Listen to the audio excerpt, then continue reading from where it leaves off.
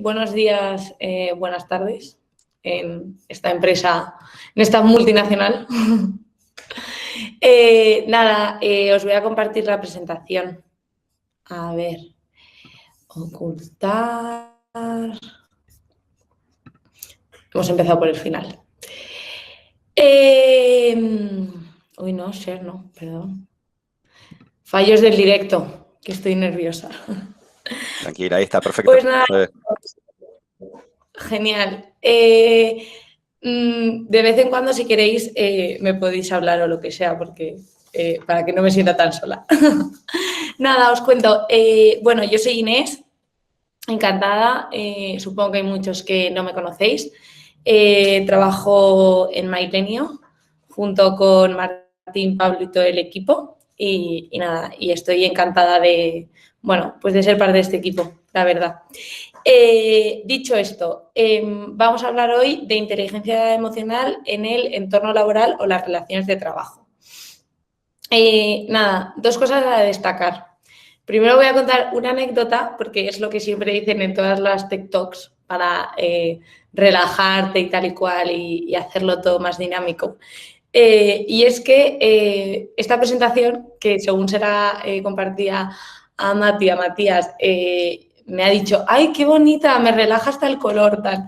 Bueno, yo cuando presenté mi tesis final de máster, ¿vale? Mi tutora me dijo, muy bien, Inés, excelente presentación, muy buen tema, tal cual. Lo único, te voy a dar una recomendación. La próxima vez que hagas una presentación importante delante de gente, te recomiendo que contrates a alguien para que te la edite, porque la verdad es que no tienes mucha idea de hacer presentaciones, distribuyes mal la información en el espacio, etcétera, etcétera. Así que nada, espero. Wow. Total, fue Divina. después de un año y medio de trabajo. Así que nada, entonces con esto me disculpo por mi presentación. Normalmente, como trabajo mano a mano con Flor en estas cosas, todo queda mucho más bonito. En esta ocasión, la verdad es que no va a ser así, pero bueno, yo lo he intentado. He puesto una tipografía que no era Arial para ver si colaba un poco. Así que nada, bueno chicos, empezamos. En primer lugar, quería comentaros qué temas vamos a tratar, ¿vale? Para que cuando se empiece a hacer esto un poco denso, pues vayáis viendo cómo se acerca el fin. Pero bueno, aún así yo espero hacerlo todo lo ameno que pueda, ¿vale? Y vamos a ver la definición de inteligencia emocional, el origen y el recorrido. No tiene mucha historia, la verdad, entonces tampoco os voy a aburrir en esto. La asertividad, su definición y consecuencias, y los 4 acuerdos toltecas que me parecen que, bueno, pues son un buen cierre para todo esto que vamos a hablar, bueno, que voy a exponer, pero espero vuestra interacción. Bueno, pues en primer lugar llamo al público, ¿vale? Aparte llamo al público de forma hablada, porque solo tengo una pantalla ahora mismo, entonces hay que desbloquear el mute e interactuar. ¿Cómo definiríais vosotros inteligencia emocional? ¿Vale? O sea, ¿qué se os viene a la mente? Puede ser simplemente una palabra o una frase corta o lo que sea. Así que todo vuestro. Lo interpreto como cómo manejar las emociones de manera inteligente para no equivocarte en algunas situaciones. Vale, genial. ¿Alguien más? ¿Algo que se os ocurra? O Algo incluso, parecido. sumado a eso, claro, cómo interpretar las emociones de otros y Vale. trabajarlas para ti. Vale, fenomenal. Vale, pues vamos a pasar a la definición. La primera persona que lo definió fue Peter Salovey, profesor de Harvard, en 1990, ¿vale? Que empieza a acuñar este término. Como la capacidad de controlar y regular los sentimientos de uno mismo y de los demás y utilizarlos como guía del pensamiento y de la acción. Bueno, yo he de decir que la verdad es que os expongo este tema porque es un tema del cual soy totalmente fanática e incluso se podría decir hasta friki de esto. Entonces, bueno, esto es una primera definición, ¿vale? Que tiene hoy ya más de 30 años y que evidentemente a mí me parece que está anticuada y es algo incompleta. sobre todo por la parte que aquí respecta de los sentimientos de los demás. Al final es muy complicado interpretar los sentimientos de los demás y como nos centremos en eso, básicamente la charla de hoy y la guía emocional se desmoronan, ¿no? Porque como estamos continuamente pensando en qué están pensando los demás, qué están sintiendo los demás, no vamos a, muchas veces nos va incluso a detener a actuar, ¿vale? Pero bueno, creo que es una definición interesante. Asimismo, esta definición proviene de Howard Gardner, que en 1983, es decir, previa a la aparición del concepto como tal de inteligencia emocional, empieza hablando de las inteligencias múltiples, ¿vale? Son 7 tipos de inteligencia que, bueno, en muchos libros de desarrollo personal, autoayuda, psicología, etcétera, etcétera, aparecen estos 7 tipos de inteligencia y entre ellos no está la emocional, ¿vale? Sino que Howard habla de la inteligencia interpersonal e intrapersonal, ¿vale? Pero no de la inteligencia emocional. Aún así, ya viene comentándolo. Por otro lado, entre estas 7, que no quería aquí nombrarlas todas porque consideraba que simplemente nos iba a liar más, están la verbal y la matemática, que son las que hoy en el 95% de colegios, escuelas, universidades, métodos educativos son las que se trabajan. Hay métodos educativos más innovadores, seguro que todos aquellos que sois padres de niños pequeños, bueno, pues lo sabéis, que hay tendencias educativas que están intentando romper con solo el trabajo de estas 2 inteligencias para llevarlo a más, si bien, bueno, pues no es lo común aún hoy, ni mucho menos, ¿vale? Entonces, con esto damos paso a Daniel Goleman, ¿vale? Todo esto, aunque, voy a hacer un paréntesis, aunque sea como un recorrido histórico un poco tedioso y un poco poco práctico, ahora veréis la función de este contexto, ¿vale? Porque estoy dando este contexto. Bueno, pues Daniel Goleman, doctor y profesor en Harvard de Psicología, en 1995 saca su libro y bestseller, que a lo mejor muchos conocéis, Inteligencia Emocional, el cual recomiendo, vamos, como Biblia conductual y vital, ¿vale? Y nada, y básicamente él en esto denomina que en este libro, denomina que las habilidades básicas de la inteligencia emocional son 5, ¿vale? Que bueno, estas las voy a nombrar sucesivas veces a lo largo de la presentación, entonces está bien que hagamos una pausa aquí y nos detengamos en ellas.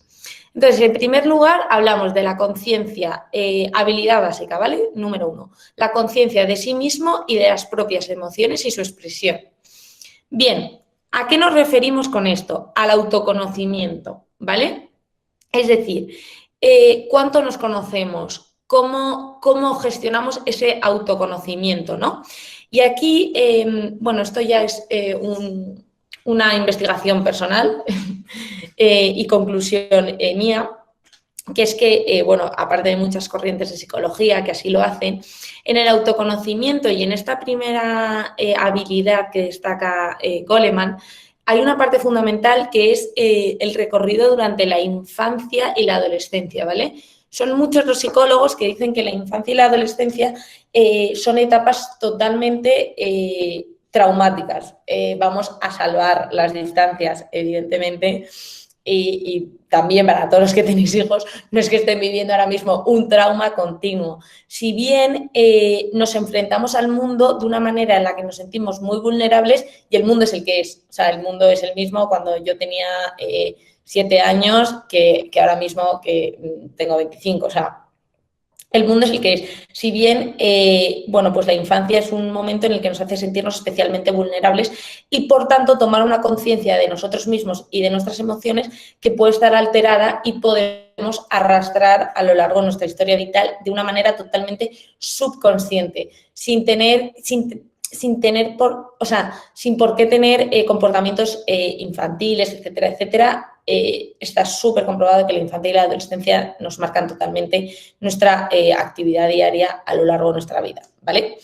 Por otro lado, Goleman, la segunda habilidad, habla de la autorregulación, ¿vale? Controlar los impulsos de la ansiedad, diferir las gratificaciones y regular nuestros estados de ánimo. Bien, pues vamos un estadio más allá. Ya no solo es el de autoconocimiento, es decir, conocerme a mí mismo, conocer cómo, cuáles son mis emociones primordiales, sino también cómo me afectan, ¿no? Entonces, ¿cómo me afectan? La autorregulación está totalmente relacionada con los automatismos aprendidos y adquiridos, ¿vale? Estos automatismos pueden tener un origen personal, familiar e incluso cultural y social, ¿vale? Es decir, muchas veces yo a lo mejor veo a un niño llorando y digo, ya se le pasará. Otra persona ve a un niño llorando e inmediatamente va a acogerlo y arroparlo. Otra persona ve a un niño llorando y se estresa. Otra persona ve a un niño llorando y le da algo. Entonces, todo esto son automatismos adquiridos, ¿vale? En función de cómo tengamos nuestro autoconocimiento, es decir, cómo hayamos experimentado nosotros esto en distintas etapas de nuestra vida, lo pasaremos. Esto es una curiosidad, más del 90% de actividades que hacemos en el día son automatismos. Es decir, ¿por qué yo prefiero beber agua de una botella que de un vaso? Esto es un automatismo y no hay nada que me impida beber de un vaso. Bueno, tampoco hay que cuestionárselo todo, pero simplemente para dejároslo ahí. Como tercera habilidad tenemos motivarnos y preservar, motivarnos y preservar la motivación a pesar de las frustraciones, lo que es el optimismo. Es decir, la gestión de esa emoción automática. Muchas veces el tener emociones automáticas, como que, por ejemplo, ver llorar a un niño y que automáticamente nos entre una tristeza y una pena que nos lleve totalmente a compadecernos de él, ¿vale? Es al final una gestión automática de la emoción, es decir, estamos yendo automáticamente a lo que nosotros nos sale, no a decir, bueno, voy a analizar un segundo el contexto y la situación y voy a ver cómo gestionarla. Bueno, pues aquí esto es también un término súper sonado, que es el optimismo y cómo mantenerlo. Bueno, pues ahora lo vamos a ver, ¿no? Porque en la consonancia con uno mismo se puede mantener esa actitud totalmente positiva y totalmente, entendedme, positiva y optimista pese a las circunstancias, ¿vale? Yo esto siempre lo cuento que creo que fue Nelson Mandela estuvo encarcelado y una vez entrevistando a otra persona en la cárcel decía cómo él llevaba, se comprobó que, que fue fue un juicio maltratado, que él estuviese en la cárcel, es decir, era inocente, no Nelson, en una conversación con un preso, y él lleva 25 años en la cárcel y efectivamente, no se comprobó cómo no le había alterado esta estancia en la cárcel a su nivel de optimismo y en general gestión de la motivación, pues un poco por esto mismo, ¿no? Por la capacidad de autoconocimiento que tienen ciertas personas de manera innata o que han adquirido por tomar esa conciencia. Y ya aquí, en un cuarto estadio, pasamos a las relaciones con los demás, ¿no? Que son la empatía y confianza en los demás, es decir, somos seres puramente sociales. Y por último, las artes sociales, que están lideradas y su bandera es la simpatía. Pues bien, vemos como Daniel Goleman en esta inteligencia emocional, lo que muchos, yo misma la primera y socialmente, por eso hacía la pregunta al principio, podemos relacionar con la simpatía, la capacidad hacia los demás. Bueno, bien, pues la inteligencia emocional, y en esto es fundamental el orden de que ha seguido Daniel Goleman para escribir estas habilidades básicas, y es que las relaciones con los demás es la última de ellas, es decir, es fundamental, efectivamente. ¿Por qué? Porque somos seres sociales, pero esa capacidad y habilidad social la tenemos que partir desde el autoconocimiento para que todo ello tenga un caudal saludable, ¿vale? Es decir, aquí fundamental, ¿vale? Y lo conoceréis, es The Power of Now, el poder de la hora de Eckhart Tolle, ¿vale? Habla efectivamente de esto, ¿no? De cómo es fundamental el centrarnos en el momento presente, porque al final, como decíamos en el punto 2, ser capaces de autorregularnos nos va a llevar a quitarnos automatismos aprendidos, que todos esos automatismos aprendidos muchas veces son reminiscencias del pasado que nos hacen proyectar hacia el futuro, porque como en el pasado vivimos una preocupación, nos hace decir, en este presente esa preocupación se está volviendo a manifestar en mí, aunque objetivamente pueda que no lo sea, simplemente un niño llorando, y me va a hacer proyectar que si ese niño sigue llorando, lo que va a pasar. Estoy usando un ejemplo muy tonto simplemente para que lo sepáis. Pero bueno, The Power of Now también es un libro que os recomiendo mucho. Entonces, tras esta definición de inteligencia emocional, bastante densa, como veis, seguimos. ¿Por qué es importante la inteligencia emocional en las relaciones laborales, ¿no? ¿Y qué tiene que ver esto con nuestras tareas diarias? Pues bien, se ha comprobado que las emociones son información, ¿vale? Son información porque nos van a decir cómo nos sentimos, qué nos pasan y qué piensan. Y no, yo, bueno, iba a hablar en nosotros porque siempre hablo en plural con el equipo, que trabajo en un equipo de ventas, cómo te sientes, ¿vale? Y esto es una cosa que en cualquier curso de ventas te van a enseñar, es totalmente indiscutible. Es decir, que yo ahora mismo me sienta, no sé, sienta vergüenza o me sienta tranquila ante esta situación, es totalmente indiscutible, porque es algo que lo estoy sintiendo yo. Que me podéis decir, hombre, Inés, no, hombre, si lo estás haciendo genial, qué vergüenza ni vergüenza, si te estás expresando divinamente, no, sí, yo siento vergüenza y eso es algo ahora mismo indiscutible, ¿vale? Es decir, que por eso son información la emoción, porque nos van a decir qué rodea a la persona y qué siente en ese momento actual. Por eso es tan importante el autoconocimiento y el ver el origen de nuestros automatismos, porque hay muchas situaciones que hoy puede que no sean para nosotros una alarma o al revés, una razón de alegría, y hayamos aprendido que es una alarma o una razón de alegría, cuando objetivamente no tiene por qué serlo en el momento actual, ¿no?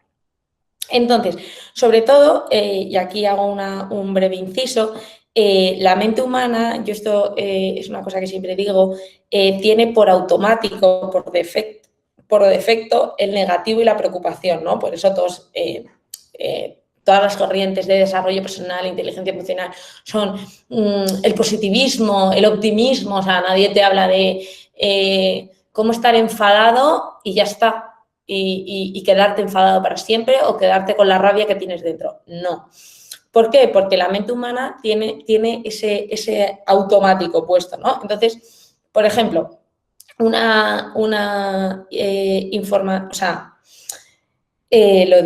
automatismo, ¿vale? Adquirido en torno a la emoción de la alegría sería, por ejemplo, y Scarlett, me vas a matar por usar este ejemplo, sería cuando somos pequeños, mañana no hay clase, ¿vale? Pues mañana no hay clase o mañana no vas al cole y es, wow, vale, a ti te dicen, por ejemplo, esto en una situación de enfermedad, ¿vale? Estamos malitos, mañana no vas al cole. Bueno, pues a lo mejor al 10.º día, tú siendo niño te subes por las paredes y quieres salir de casa, pero el primer día es como, qué bien, me quedo en casa, ¿vale? Sin tener conciencia de que a lo mejor te estás quedando en casa por la pandemia, por el coronavirus.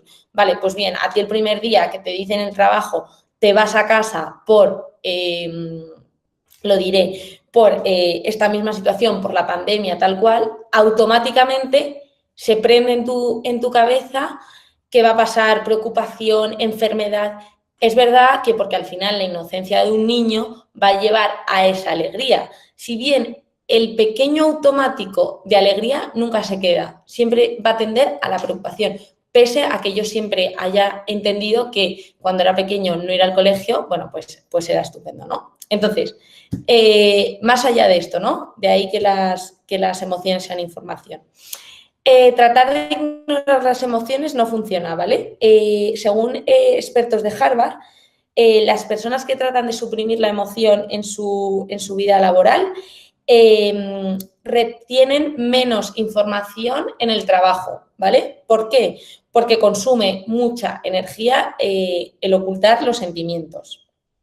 Por otro lado, esconder las emociones no siempre funcionan, al hilo de ignorarlas, a lo mejor no las estoy ignorando plenamente, pero las estoy escondiendo de cara al resto. Es lo que decíamos, somos seres sociales, entonces es muy complicado porque la emoción siempre va a tender a escaparse, ¿vale? Y más cuanto más lo oprimamos. Como las muestras, pues son claras. Hacer una mueca, un tic, signos de ansiedad, tener insomnio, bueno, pues al final son muestras claras que van a acabar interfiriendo en tu vida personal, por supuesto, y ya más allá laboral, donde a lo mejor preferirías que éstas se escondiesen y ser totalmente plástico a ellas. Por cuarto lugar, tenemos las decisiones, las decisiones deben incorporar emociones para ser efectivas y es, al final, cuando tú tomas decisiones, si las tomas partiendo desde la empatía, ¿vale? Vas a contemplar con esa empatía la consecuencia de la decisión. ¿Por qué? Porque vas a tener en cuenta la emoción. Entonces, si tú tomas una decisión desde la empatía, estás teniendo en cuenta la emoción, por lo tanto, vas a poder proyectar mucho más fácil las consecuencias de esa decisión y, por tanto, entender desde mucho antes el impacto y así sopesar si tomarla o no, ¿no? Y luego, las emociones siguen patrones lógicos porque al final están en consonancia con uno mismo. O sea, ahora hablaremos más a fondo de esto, pero las 4 emociones básicas han venido básicamente para adaptarnos al medio, nunca para interferir en él. Nunca, aunque nos creamos que sí, o sea, porque yo siento rabia, o porque yo hoy estoy triste, o porque yo estoy desanimada, o porque yo hoy estoy súper contenta. Bueno, pues siempre van a ser adaptativas las emociones y hay que entenderlas como tal. Seguimos. Vale, las características de las personas emocionalmente inteligentes, ¿vale? Vienen muy ligadas a la definición. También son términos de Goleman, ¿vale? Que parten de lo que decíamos, el autoconocimiento, la autorregulación, la empatía, las habilidades sociales y la capacidad de automotivación, ¿vale? Como vemos, la empatía y las habilidades sociales nos llevan al otro, ¿vale? Y el autoconocimiento, autorregulación y automotivación a nosotros mismos. Es decir, seguimos partiendo de que los pilares básicos emocionales del ser humano parten de uno mismo, nunca de los demás, y por tanto de los demás esto interfiere en circunstancias, situaciones, allegados, etcétera, etcétera. Por mucho que nos creamos que nos puedan llegar a afectar, etcétera, etcétera, la emoción está en nosotros, siempre, siempre. Vale, entonces, claro, todo esto, ¿no? Nos presenta aquí un reto que es, se puede aprender la inteligencia emocional, porque la inteligencia matemática o la inteligencia verbal tenemos muy claro que se pueden aprender, ¿no? Pero esta inteligencia intrapersonal e interpersonal, ¿no? que hablábamos de Howard, ¿cómo la trabajamos? Pues bien, mi experiencia personal es que la inteligencia emocional se basa mucho más en el desarrollo posterior que en el aprendizaje, porque al final todos tenemos emociones. Las emociones, como decía, han venido a adaptarnos al medio. Entonces, es algo que todos partimos de base. A lo mejor, claro que igual que la capacidad matemática en unas personas es superior y en otras es inferior, la capacidad de la conexión con la emoción, claro que en unas personas es superior y en otras es inferior. Por eso todos tenemos un conocido que dices, esta persona, ¿por qué está siempre amargada? ¿Qué le pasa? Bueno, pues bien, hay distintos perfiles que conectan más o menos con la emoción y que pueden liderarla más o menos.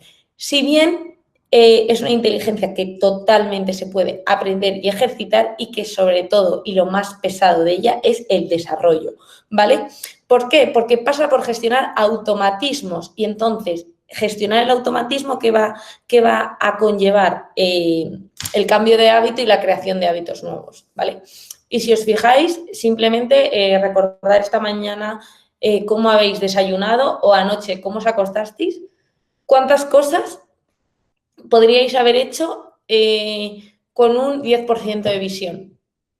¿Vale? Más o menos. Es decir, simplemente con ver un 10%, da igual que viese una neblina, sé perfectamente dónde está mi cepillo de dientes, sé perfectamente dónde está el producto que me echo antes de dormir, sé perfectamente dónde está la infusión que me tomo, puedo abrir perfectamente mi cama. Bueno, pues así iros fijando, porque al final esto es extrapolable totalmente a la emoción, aunque pensemos que no, que simplemente están acciones del día a día. Y aquí, por eso, la persona que consigue gestionar estos automatismos y crear nuevos hábitos se consolida como un líder, ¿vale? Un líder, dejemos de lado el término puramente laboral de jefe, poder, mando, etcétera, etcétera, sino como alguien que inspira. Es decir, tú puedes ser becario, alguien en prácticas, alguien sin ni siquiera un contrato de trabajo, sino que vas a estar de forma temporal en una empresa y ser perfectamente un líder. ¿Por qué? Porque líder es aquel que, como explico aquí, logra sacar lo mejor de cada persona, trabajar codo con su equipo, motiva a todos, conoce los logros y no se desenfoca cuando aparecen desafíos y cambios, sino que aprende siempre. Bien, pues claro, esto que suena muy bonito en el día a día y más seguro que todos los que estemos aquí conectados, decimos, sí, genial, Inés, qué bien suena, ¿no? Pero a ver quién de verdad cumple esto. Pues bien, pasando un poco más a la parte más práctica de esto, ¿vale? Esto tiene... ¿Un minuto? Sí, vale. Esto tiene una incidencia totalmente clara en la comunicación, ¿vale? Y como, bueno, pues un buen líder es aquel que comunica de forma asertiva, ¿vale? Y cómo nos va a llevar la asertividad a poder consolidarnos como buenos líderes. Insisto, coge el término líder totalmente con pinzas, ¿no? Sino que vamos a hablar de personas como, o sea, yo líder lo estoy usando porque, bueno, estamos en un entorno laboral, pero un sinónimo sería una persona emocionalmente sana y coherente, ¿vale? Fin, nada más.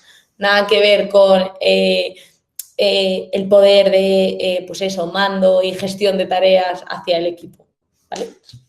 Pues bien, la asertividad es lo siguiente. Ser asertivo implica comunicarse de forma efectiva, es decir lo que queremos, transmitir de forma firme, a la vez que de forma respetuosa y empática con los demás y con uno mismo.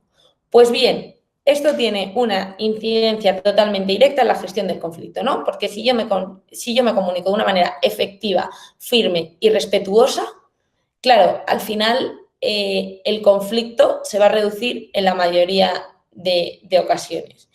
Si bien aquí quería proyectároslo, pero como no sé cómo voy a ir de tiempo, prefiero decíroslo. Luego se lo envío a Matías para que lo tenga también en la charla o lo pongo por algún canal o lo que sea. Pero quería recomendaros un vídeo de Enric Jadot, que para mí es un gran maestro, sobre la gestión de conflicto. Vale. Muchas veces, y más en el carácter latino, del cual evidentemente me considero totalmente parte y huella de ello, tendemos a entender el conflicto como algo totalmente ya la discusión máxima, o sea, las malas palabras, los malos gestos, tal. No. Enric Jadot lo explica perfectamente en este vídeo, ¿vale? Donde hay vida hay conflicto, ¿vale? O sea, donde hay vida y conflicto. Yo, por ejemplo, yo estoy aquí simplemente sentada en esta mesa tiene 4 sitios, es decir, podrían trabajar aquí 2 o 3 personas más. Si bien yo he elegido este sitio, bueno, pues bien, que yo haya elegido este sitio ya ha generado un conflicto en sí, que se ha resuelto solo seguramente, porque la siguiente persona que llegue se podría poner al lado, pero partamos que de donde hay vida y conflicto, ¿vale? Para esto, no del conflicto como eso, la rabieta ya en el sumum, en su máximo punto. Pues bien, el estilo de comunicación al final está relacionado en la forma de afrontar los conflictos y, por tanto, básicamente de afrontar la vida misma, ¿vale? Para ello, ¿vale? Y cómo nos enfrentemos a los distintos conflictos que nos plantea cada día la vida de cientos en cientos, va a tener mucho que ver, una vez más, la gestión de las emociones, ¿no? Es decir, volvemos a Goleman. En la medida que yo tenga un autoconocimiento, una autorregulación y una automotivación, mi gestión del conflicto va a ser totalmente distinta, ¿no? Entonces, para ello vamos a entender los 3 estilos comunicativos que hay, que son totalmente cíclicos en todas las personas y que todos tenemos, o sea, todos nos hemos comunicado alguna vez de esta forma, ¿vale? Tenemos como parte primera la asertividad, ¿vale? Como esa forma de comunicarnos de forma efectiva, firme, respetuosa y empática, ¿vale? A ver si ya lo dejo de repetir. Y por otro lado, estos 3 estilos. El primero, el estilo pasivo, ¿vale? El estilo pasivo, que es el más común, ¿vale? El más común. Y, por otro lado, el que más enmascara la empatía, porque es, intentamos ser empáticos, pero con una gran carga emocional, ¿vale? Es decir, carga emocional venida en forma de temor o miedo, que es una emoción totalmente básica y primaria que ahora veremos. Vale, pues cuando yo me comunico con un estilo pasivo, tengo la combinación de la empatía y el temor, ¿vale? ¿Qué nos va a llevar? A evitar el conflicto, aquí sí que entendido en una forma de un nivel superior, ¿no? Es decir, ese conflicto con malas palabras, con malos gestos, etcétera, etcétera. Es decir, lo que se va a igualar a no defender nuestros derechos. Es decir, pues yo intentar comunicarme de una forma empática, ¿vale? Que en verdad lo que está enmascarando es mi temor, ¿vale? Voy a llevar a evitar y a no defender derechos. Ejemplo. Pues no sé, un ejemplo en el campo laboral, ¿no? A mí, mi manager, ¿vale? Me pide, mi hora de salida, imaginaos, son las 7 de la tarde, y a las 7 menos 10, él sabe perfectamente que yo me dice, no, espérate, no te vayas, vamos a acabar esto. No te importa, ¿no? Y entonces yo digo, mi pobre manager, que evidentemente le han mandado esto, madre del amor hermoso, qué jaleo tiene, o sea, qué cosa tan tremenda. Evidentemente, claro, es que no puedo decir que no, porque encima, a ver si me va a repercutir a mí en mi trabajo o en lo que sea, o en que mi manager no vuelva a contar conmigo la próxima vez y yo deje de ser su brazo derecho y su persona de confianza y la persona con más probabilidad de ascenso por no decir que sí a esta petición. Bien, ¿qué aparece aquí? El temor. Conclusión. Para evitar que ese temor se haga realidad, que es un temor que evidentemente en ese momento no está siendo real, decidimos no defender nuestros derechos, es decir, bueno, aunque mi horario sea hasta las 7 y aunque yo ya haya cumplido con mis obligaciones, da igual, voy a ponerme en la posición del otro y por si acaso no vaya a ser que no cuenten conmigo para la próxima, lo hago, ¿vale? Entonces, este sería el estilo pasivo. El estilo agresivo, totalmente contrario, ¿vale? Está totalmente empoderado y abanderado por la rabia. Normalmente es una rabia desenfrenada y conlleva la vivencia de varias injusticias, ¿vale? Es decir, cuando ya son 10 días los que mi jefe me pide no te importa, no, al final lo normal es que con el compañero de al lado con el que me toca hacerlo, son las 9 de la noche estando con el cerebro totalmente estallado, al final le acabe contestando mal a él, ¿vale? Y aquí lo verdaderamente importante es que muchas veces no entendemos, o sea, ni nos paramos a pensar, esa rabia es tal el chorro, que ni nos paramos a pensar cómo puede entender el otro esto o cómo puede impactar. Y por último, el estilo pasivo-agresivo, que es el primordial, sobre todo en las relaciones de pareja. Todos aquellos que tengáis pareja, pues no sé qué porcentaje de comunicación entre las parejas es así, pero es mucho y seguro que os acordaréis de mí con, pues no sé, típico, imagínate que típica cena que te da muchísima pereza y tu pareja te invita. No vas a venir a la cena con mis 20... Entonces no vas a venir a la cena con mis 25 amigos del colegio, ¿no? No, si ya lo habíamos hablado. vale. No, ¿por qué? Pero si ya estaba hablado, ¿no? No, nada. No, por si acaso, nada. No, es que pensaba que, claro, como luego lo del domingo vamos a ir a lo de tu hermano y tal. Pero bueno, sí, sí te entiendo, si al final estarás cansado, ¿no? Pues mítica escena de película americana es el estilo pasivo-agresivo, que es la no exteriorización de la emoción, del pensamiento, ¿vale? Con el resentimiento interior que esto nos lleva. Esto nos lleva, por un lado, a la evitación de un conflicto directo, ¿vale? Porque tú lo que no le quieres decir en ese momento es, mira, sinceramente me parece bastante mal que no vengas a la cena, me parece incluso injusto porque al final creo que yo estoy haciendo ciertos esfuerzos y que no eres capaz de hacer, bueno, pues este esfuerzo y entonces yo siento injusticia ante esta situación. Bueno, pues no decimos lo que verdaderamente pensamos, sino que aplicamos este estilo con una agresividad sutil, ¿vale? Como digo aquí entre comillas, como quien no quiere la cosa. Vale, entonces, todo esto que hasta aquí parece bien, o sea, parece bien, digo, parece no tener consecuencias más allá de decir, oye, efectivamente, comuniquemos en una forma respetuosa, en una forma empática y en una forma que sobre todo nos lleve a comunicar lo que sentimos y cuál es nuestro parecer respecto a la situación, para así nosotros estar más contentos. No, es que ya no solo eso, ¿no? Sino que los estilos de comunicación no asertivos tienen una consecuencia principal, ¿vale? Que es la deuda, ¿vale? Entonces, el estilo pasivo nos va a llevar a... voy. El estilo pasivo nos va a llevar a una deuda con la verdad, por la falta de la verdad. Es decir, nosotros sabemos que no estamos diciendo la verdad, que estamos diciendo que sí por inercia, pero no eso es lo que de verdad queremos.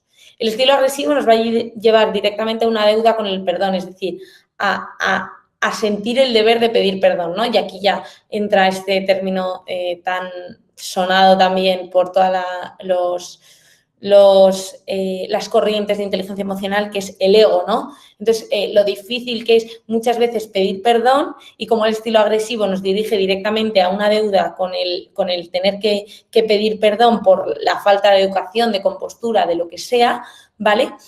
Y todo lo que eso nos puede conllevar y costar y el duelo interno, ¿no? Que conlleva.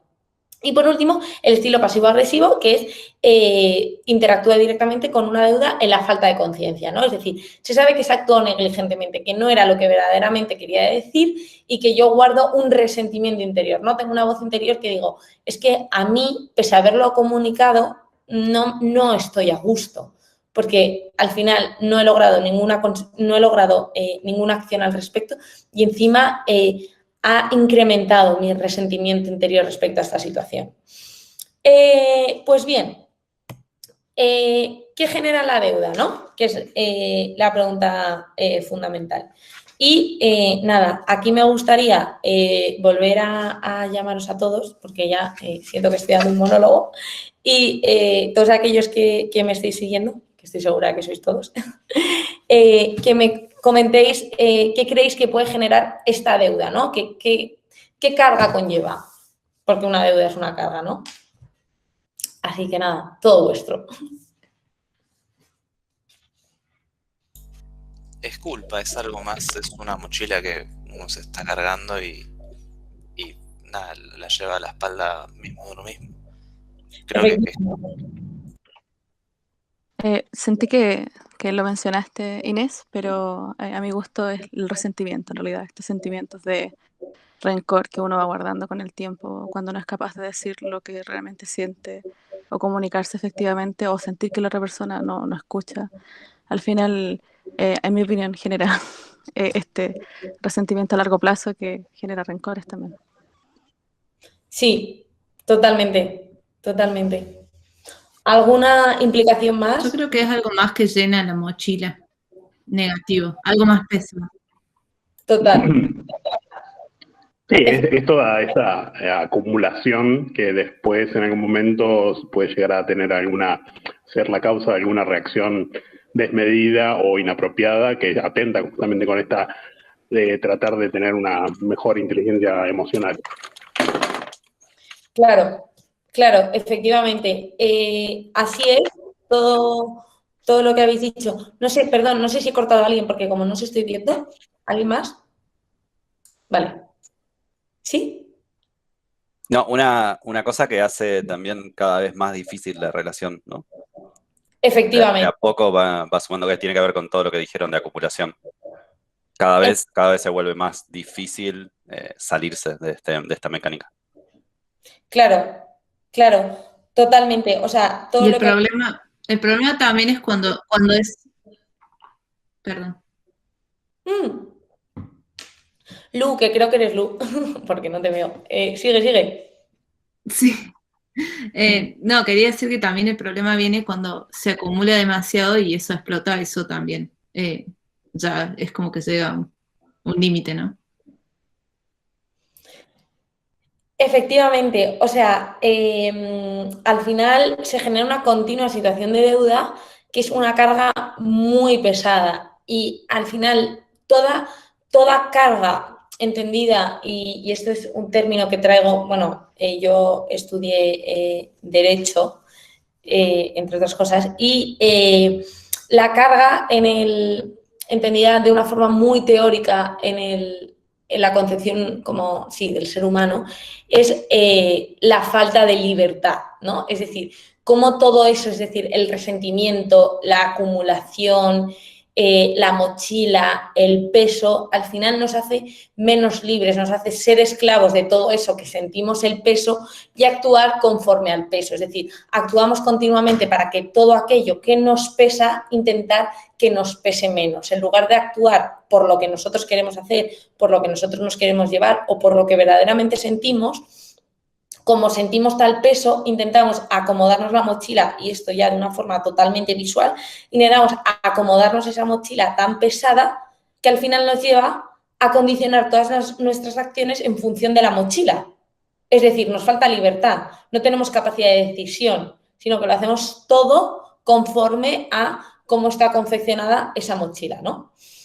Y entonces, claro, estas situaciones a las que llegamos, decimos, bueno, ¿y por qué, no? O sea, ¿por qué se dan? Pues bien, se dan básicamente por la concepción cultural del no. Como veíamos, un minuto que vea en mis apuntes, Goleman, ¿vale?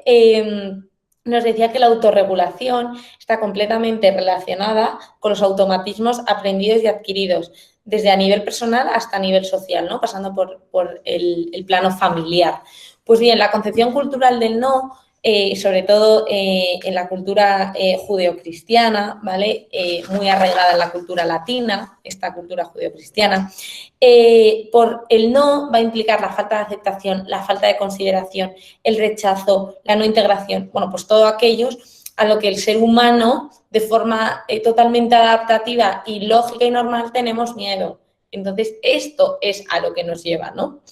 Entonces, yo simplemente, con todo esto que he comentado, quiero hacer un llamado a la conciencia de decir, cuidado, que partimos de esta base y partimos de estos automatismos, partimos de esta concepción cultural del no, y por otro lado tenemos estos automatismos adquiridos que nos llevan a esta inercia de ponernos piedras, que al final las piedras son nuestra propia falta de libertad. Entonces, seamos conscientes de esto, ¿no?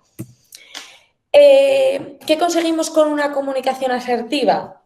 Pues bien, conseguimos evitar situaciones viciadas, evitar cargas innecesarias, lo que veníamos hablando, ser libres y actuar en consecuencia de nuestras emociones, ¿vale? Es decir, como yo no llevo una mochila de que debo a mi compañero porque el otro día fui antipático con él, hoy tranquilamente le puedo decir, querido compañero, no, hoy esto no. Sin embargo, si yo llevo la mochila de que el otro día fui antipático con este compañero, me va a llevar directamente a generar esa deuda, esa carga, esa falta de libertad, y yo ese día que él me pide ayuda, pues en otro ejemplo, trabajar ese sábado. ¿Por qué? Porque al final es que me porté muy mal con él. Y entonces no estoy actuando desde la libertad. Otra cosa es que yo diga, no, es que objetivamente quiero ayudar a mi compañero y efectivamente yo sé que lo puedo hacer, estoy bien, estoy tranquilo, sé que sábado no es un día laborable, pero aún así quiero hacerlo y fenomenal poder ayudar, pero desde la libertad, no desde la deuda. Entonces, vale, entonces ya sabemos, bueno, los estilos comunicativos.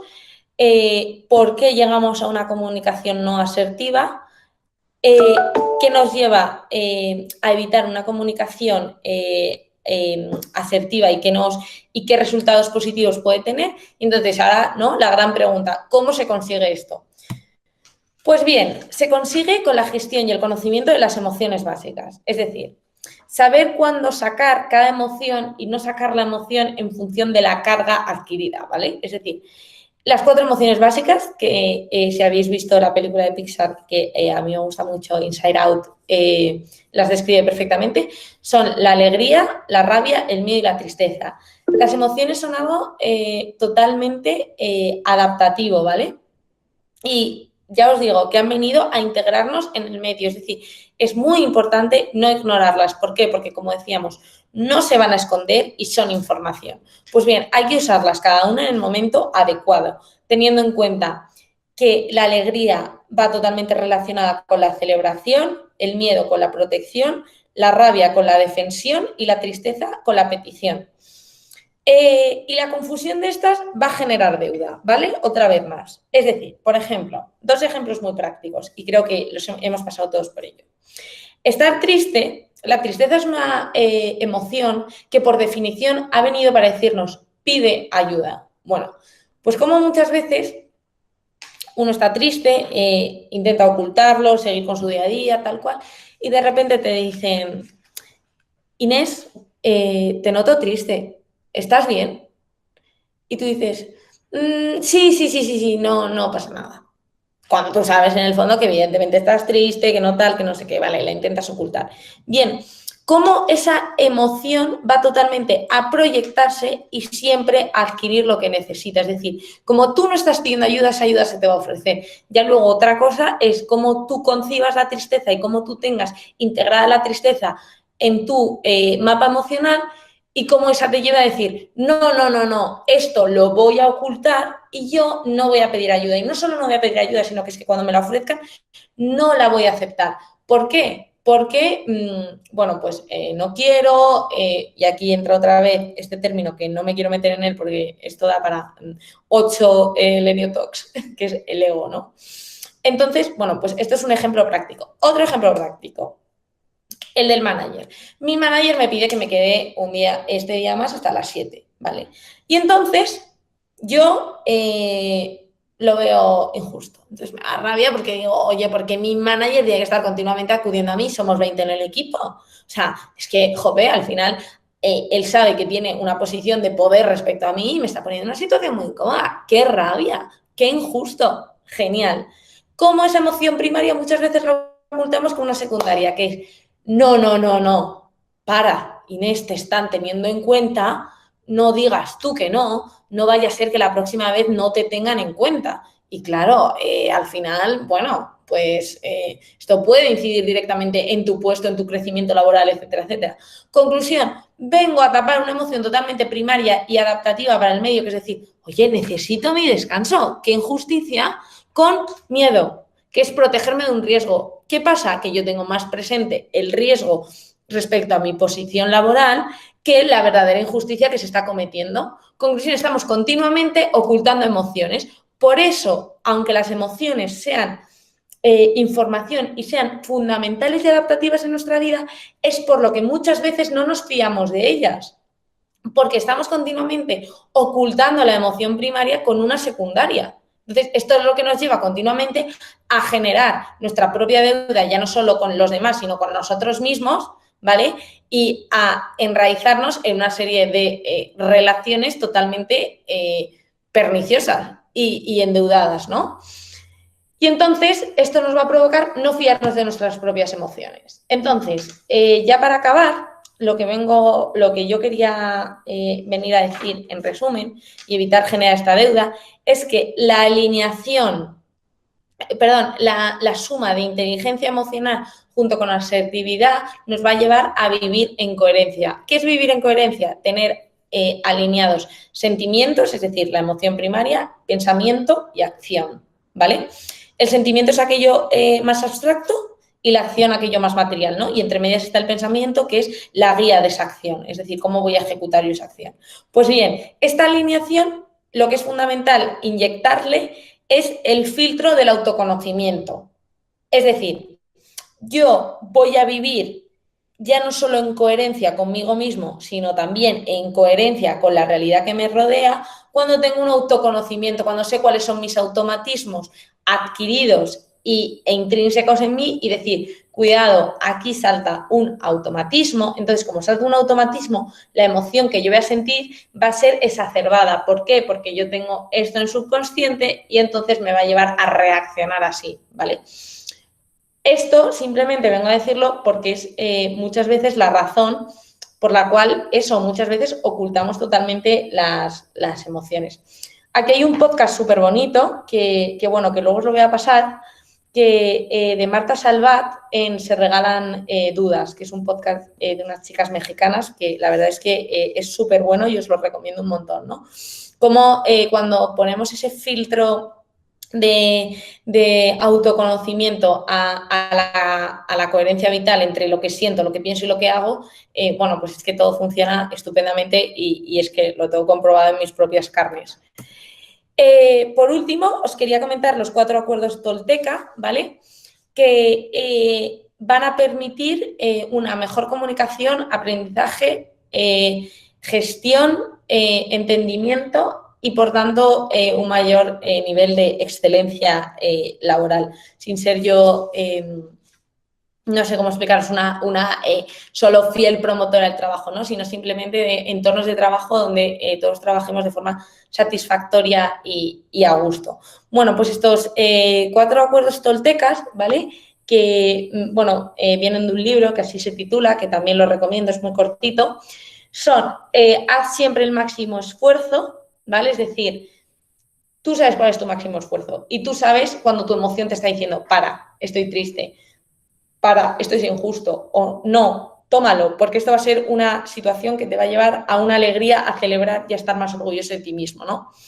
Sé impecable en tus palabras, como muchas veces frenando, simplemente, no frenando en el sentido de ocultando, sino canalizando esa rabia. Se puede decir totalmente todas las injusticias que vivimos y a las que nos encontramos sometidos sin que esto conlleve unas malas palabras. Nunca hagas suposiciones, que justo ayer lo hablaba con Mati, lo fundamental que es esto en una cultura en remoto, ¿vale? Y no te tomes nada personalmente. Al final, todo esto y todo este mapa emocional y diversos conceptos que he soltado aquí, que siento que no sé, que ha sido un tsunami todo esto, pero bueno, ahora si tenéis dudas me comentáis y ojalá que haya quedado algo en claro. Como muchas veces el mapa emocional que cada uno tenemos a la espalda, ¿vale? Nos hace actuar de una manera u otra. Por eso no hay que tomarse nada personalmente, porque cada uno va a actuar a su mapa emocional, a ese niño llorando, como cada uno le entretiene, le tranquiliza, lo arropa, se pone nervioso, lo deja, etcétera, etcétera. Nada más, esto es todo, amigos. Las gracias por vuestra atención y participación. Y nada, que aquí estoy para todo lo que necesitéis en todo y más en este tema que me encanta. Gracias.